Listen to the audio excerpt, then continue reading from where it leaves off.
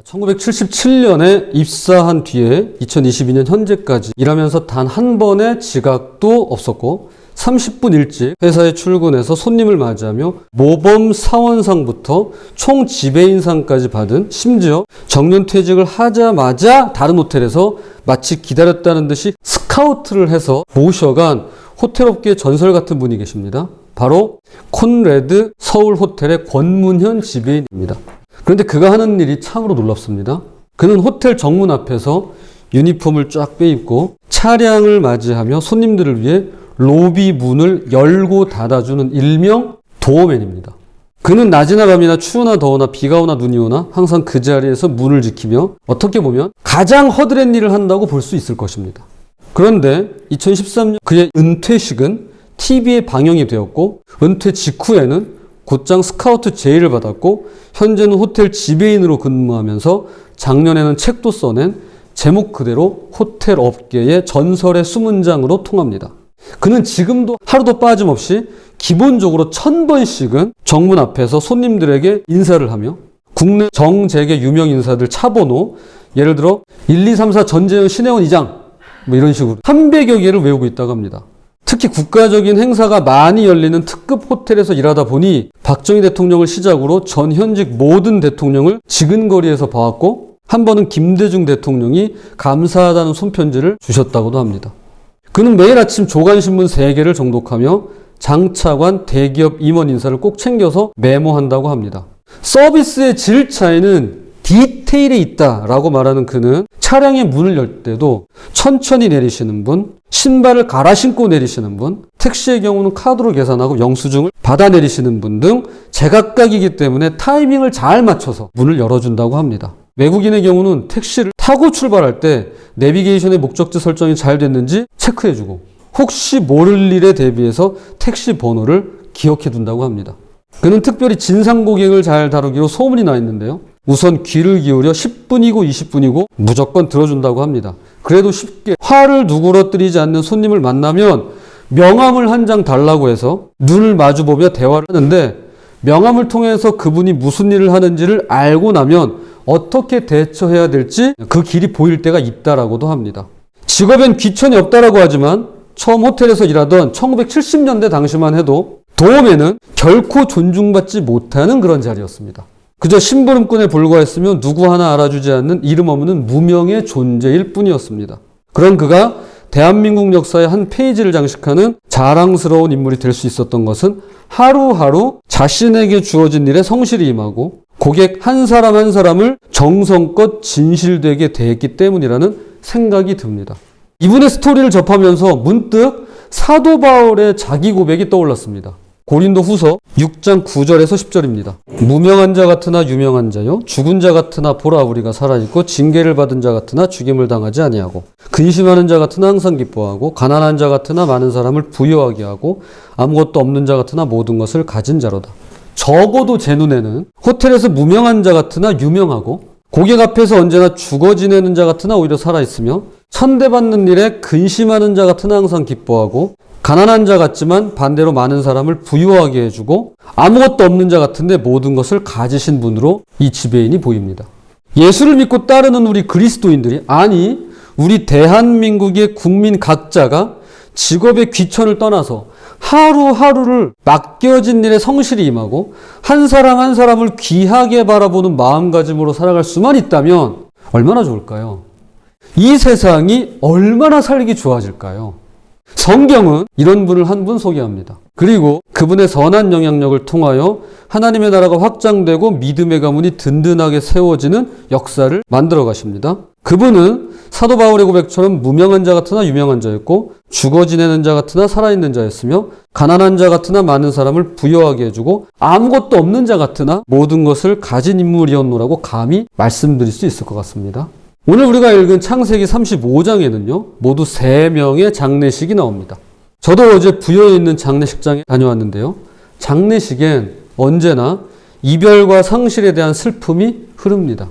첫 번째 장례식은 야곱이 가장 사랑했던 아내 라헬의 장례식입니다. 그녀는 막내 베냐민을 출산하던 중 난산으로 인해서 세상을 떠나고 맙니다. 창세기 35장 19절 20절입니다. 라헬이 죽음에 에브랏 곧 베들레헴 길에 장사되었고 야곱이 라헬의 묘에 비를 세웠더니 지금까지 라헬의 묘비라 일컫더라.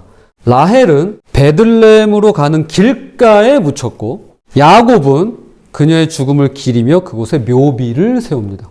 두 번째 장례식은요, 야곱의 아버지인 이삭의 장례식입니다. 창세기 35장 28절 29절입니다. 이삭의 나이가 180세라 이삭이 나이가 많고 늙어 기운이 다함에 죽어 자기 열조에게로 돌아가니 그의 아들 에서와 야곱이 그를 장사하였더라. 연로해진 이삭이 180세의 나이로 숨을 거두자 형 에서와 동생 야곱은 정성껏 아버지의 장례를 치러드립니다.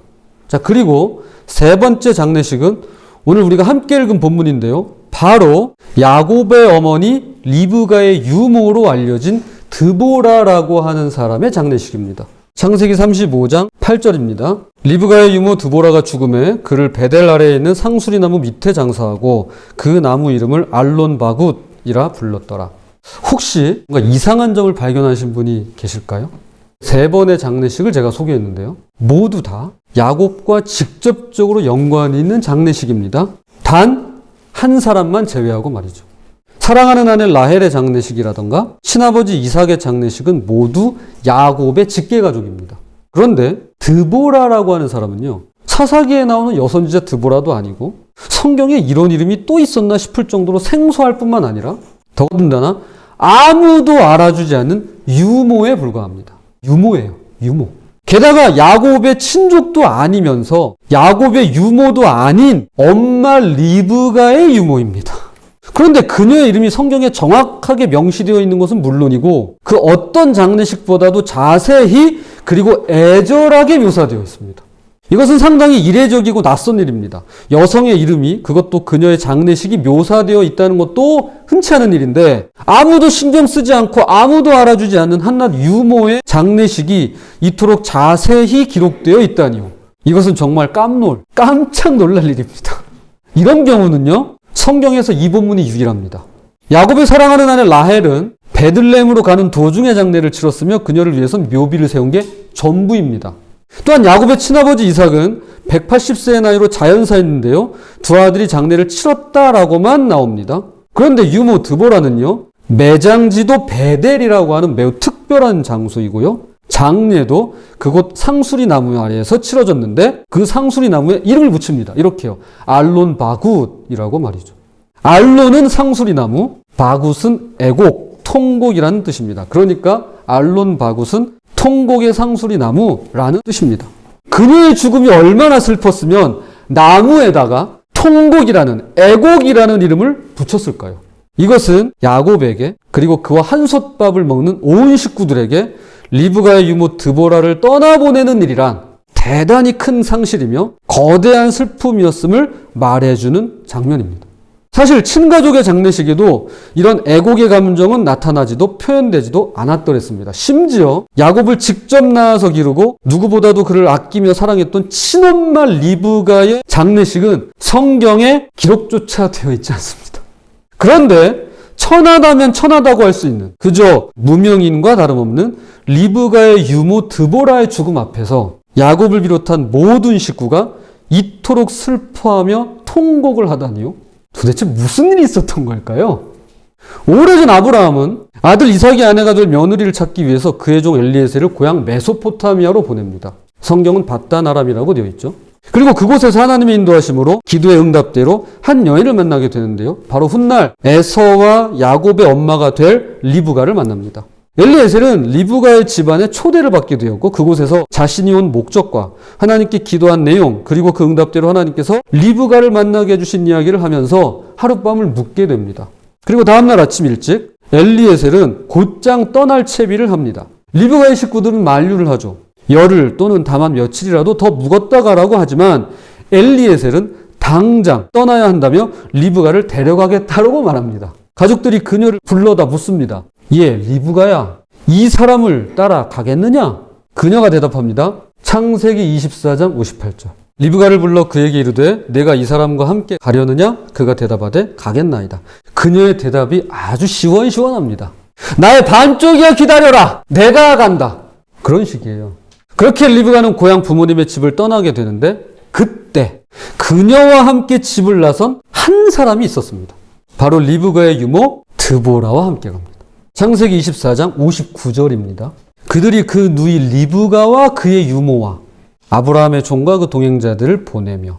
그런데 말씀에 보시다시피 리브가의 유모가 처음 등장할 때는요, 이름 없는 사람, 무명한 자로 나옵니다. 이름이 안 나와요. 사실 이게 당연하고 일반적입니다. 유모 이름은 나올 일도 없고 나올 필요도 없습니다. 그래서 이름이 나와 있지 않은 것입니다. 그리고 이후에도 그녀의 행적과 이름은 성경에 뚜렷하게 등장하지 않습니다. 리브가의 유모는 무명의 인물이었고 그야말로 아무것도 아닌 존재였습니다. 그저 고향과 가족을 떠나 타향살이하는 리브가의 곁을 묵묵히 지켜주며 외로움 타지 않도록 쓸쓸하지 않게끔 그녀를 돌봐주고 도와주면 되는 일이었습니다. 그리고 실제로 리브가의 유모는 둘도 없는 친구처럼, 그리고 친가족처럼 리브가가 임신이 되지 않았던 20년의 기간 동안, 그리고 언제라도 항상 그녀를 지지해주고 그녀 곁을 지켜주었을 것입니다. 어느 날 리브가는 형 에서 대신에 동생 야곱이 아버지 이삭의 축복을 받게끔 손을 쓰게 됩니다. 이에 대한 자세한 내용은 유튜브에서 9월 11일자 리브가의 선 넘는 행동이라는 설교를 참조하시면 좋을 것 같습니다. 그런데 이 모든 과정에서 그녀에게 믿을 만한 단 한 사람, 유모 드보라에게만큼은 그녀의 속마음을 모두 털어놓고 이 일에 관하여 상의했을 가능성이 매우 큽니다. 왜냐하면 이것은 하루아침에 즉흥적으로 리브가 홀로 계획해서 단숨에 이룰 수 있는 그런 일이 아닙니다. 리브가는 오랫동안 이 문제로 괴로워하며 기도했을 테고, 리브가의 유모는 그녀 곁에서 어떤 걱정을 하는지, 어떤 고민을 가지고 있는지 누구보다도 리브가의 속마음을 잘 알고 있었을 것입니다. 그렇게 리브가의 유모는 어떤 경우에라도 리브가의 편에서 그녀를 격려하고 응원하며 드러나지 않게 도왔을 것입니다. 잠시 후 축복권이 빼앗긴 것을 알아챈 에서가 야곱을 죽이겠다고 길길이 날뛰자 원말 리브가는 야곱을 불러 외가댁으로 잠시 몸을 피해 있으라고 말합니다.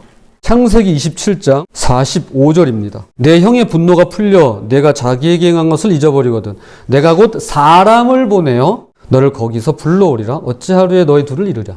원말 리브가는 야곱에게 형의 분노가 좀 가라앉으면 한 사람을 보내서 너를 다시 데리고 오겠다고 약속을 합니다.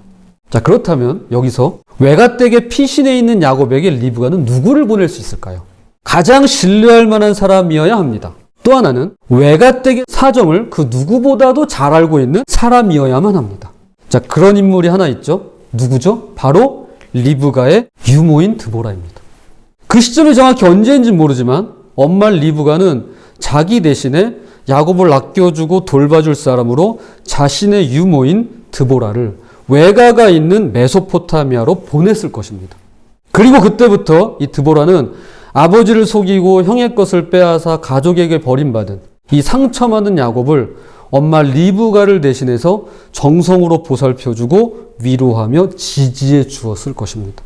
야곱은 외가댁에서 지냈던 20년을 다음과 같이 요약합니다. 창세기 31장 38절에서 40절입니다. 내가 이 20년을 외삼촌과 함께 하였거니와 외삼촌의 암양들이나 암염소들이 낙태하지 아니하였고 또 외삼촌의 양떼의 순양을 내가 먹지 아니하였으며 물려 찢긴 것은 내가 외삼촌에게로 가져가지 아니하고 낮에 도둑을 맞았든지 밤에 도둑을 맞았든지 외삼촌이 그것을 내 손에서 찾았으므로 내가 스스로 그것을 보충하였으며 내가 이와 같이 낮에는 더위와 밤에는 추위를 무릅쓰고 눈 붙일 겨를도 없이 지냈나이다. 기가 막힌 세월을 보냅니다. 20년 동안. 그러면서 그가 이렇게 말합니다. 내가 이 집에 있는 20년 동안 외삼촌의 두 딸을 위해 14년, 그리고 외삼촌의 양떼를 위해 6년을 봉사했는데 외삼촌은 내 품삯을 10번이나 변경했습니다. 한마디로 외삼촌은 갑질을 밥 먹듯이 하는 악덕업자이고 불법에 대해서 눈 하나 깜짝이지 않는 악덕 기업가라는 것입니다. 이것이 외가댁에서 보낸 야곱의 20년 세월이었습니다. 그런데 이 아픔과 서러움 속에서 야곱을 강건하고 신실하게 이끌어주면서 믿음의 사람으로 든든하게 서갈 수 있도록 이름도 없이 빛도 없이 위로가 되어주고 힘이 되어준 한 사람이 있었는데 그게 누굴까요?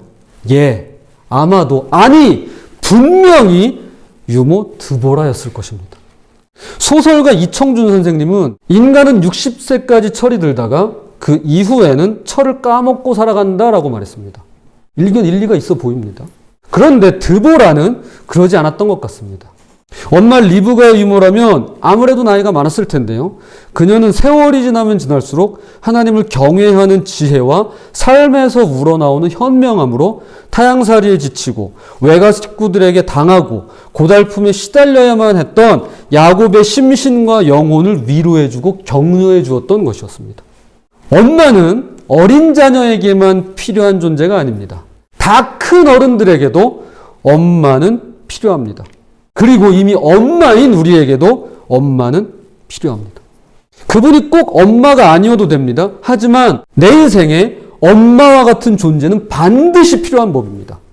친엄마와 헤어진 야곱에게 유모 드보라는 엄마와 같은 존재였을 것입니다. 엄마는 그런 존재죠. 무명한 자 같으나 나에게만큼은 세상에서 가장 유명하고 언제나 죽어 지내는 자 같으나 나에게는 없어서는 안 되는 생명과도 같은 존재이고 근심하는 것 같지만 항상 나를 기뻐해주고 가난한 자 같지만 반대로 자녀와 가족을 부유하게 하고 풍요롭게 해주며 아무것도 없는 자 같은데 내게 필요한 모든 걸 가지신 분이 바로 어머니, 엄마입니다. 그렇게 야곱은 유모 드보라를 통해서 사랑과 돌봄을 받으며 하나님의 자녀로 성장해가고 성숙해갈 수 있었을 것입니다. 그리고 그녀의 장례를 치르던 그날 그는 마치 온 세상을 잃은 듯이 상수리나무 아래에서 목 놓아 웁니다. 창세기 35장 8절입니다.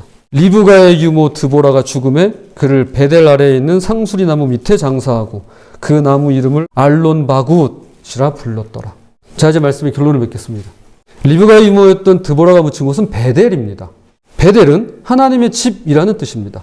그런데 오늘 본문에 보니까 야곱은 이것을 그냥 베델이 아니라 여기에 엘을 더해서 엘베델이라 부릅니다. 앞으로 불러도 뒤로 불러도 똑같은 엘베델. 창세기 35장 6절 7절. 야곱과 그와 함께한 모든 사람이 가나안 땅 루스 곧 베델에 이르고 그가 거기서 제단을 쌓고 그곳을 엘베델이라 불렀으니 이는 그의 형의 낯을 피할 때에 하나님이 거기서 그에게 나타나셨음이더라.